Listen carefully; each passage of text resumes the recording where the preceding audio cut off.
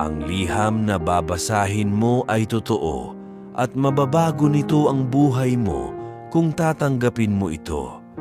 Nagmula ito sa puso ng Diyos para sabihin sa iyo na mahal ka niya at siya ang Ama na hinahanap mo buong buhay mo. Ito ang kanyang liham ng pag-ibig sa iyo.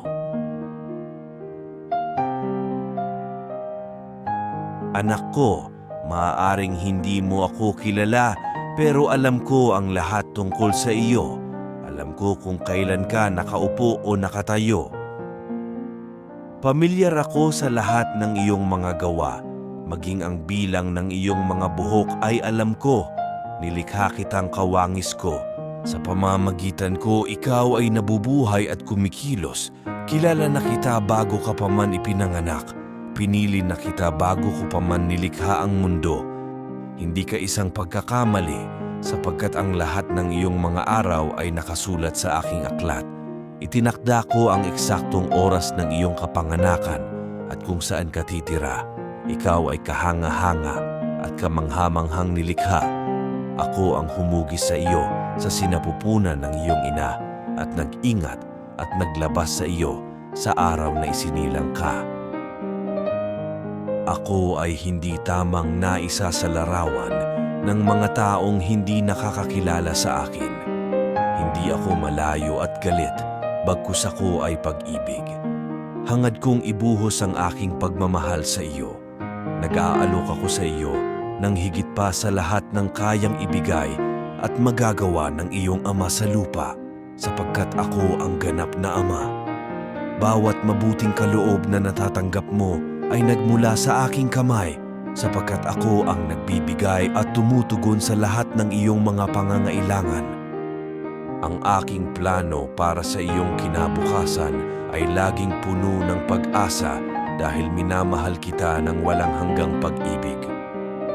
Ang aking mga iniisip para sa iyo ay hindi mabilang gaya ng mga buhangin sa dalampasigan. Ako ay napapaawit ng may kagalakan dahil sa iyo. Ikaw ay napakahalaga para sa akin, kaya hinding-hindi ako titigil sa paggawa ng mabuti sa iyo. Nais kong ipakita sa iyo ang mga dakila at kamanghamanghang mga bagay na hindi mo pa nalalaman. Kung hahanapin mo ako ng buong puso, makikita mo ako. Sa akin mo hanapin ang kaligayahan at ibibigay ko sa iyo ang ninanais ng iyong puso. Kaya kong gumawa ng higit pa sa iyong hinihingi o inaasahan. Ako ang makapagbibigay sa iyo ng walang hanggang kaaliwan at kalakasan. Kapag nababagabag ka, malapit ako sa iyo gaya ng pagdadala ng isang pastol sa isang tupa, dinadala kitang malapit sa aking puso.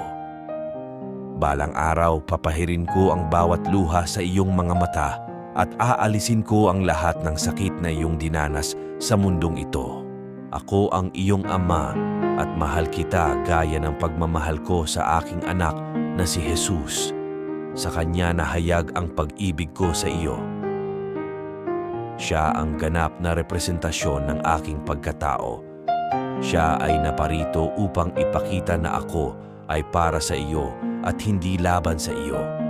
Namatay si Jesus para ikaw at ako ay magkasundo at para sabihin sa iyo na hindi ko binibilang ang mga kasalanan mo laban sa iyo.